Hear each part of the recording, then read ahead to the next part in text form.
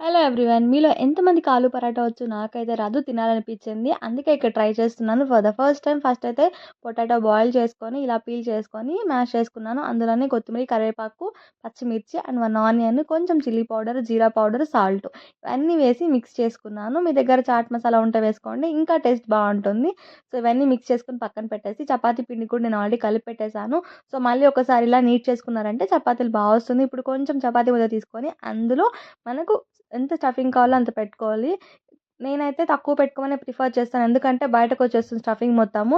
And ఇలా లోపలికి తోస్తూ స్టఫింగ్‌ని మనము పిండి అయితే ఇలా క్లోజ్ చేసేయాలనమాట. ఇప్పుడు దీన్ని చేత్తో కూడా చేసుకోవచ్చు. లేదు అంటే మనము నెమ్మదిగా చపాతీలు ఎలా రుద్దుకుంటామో అలా రుద్దుకోవాలి. కాకపోతే కొంచెం నెమ్మదిగా చేసుకోండి. ఎందుకంటే స్టఫింగ్ అనేది బయటకి రాకూడదనమాట. ఆలోపు పాన్ అనేది వేడి చేసుకోండి. పాన్ వేడయ్యాక చపాతీని అటు ఇటు కాల్చుకుంటూ కొంచెం ఆయిల్ ఏసుకొని నార్మల్ చపాతీలాగా చేసుకున్నారంటే మన ఆలు పరాటా రెడీ అనమాట. దీన్ని కర్డ్‌తో తింటే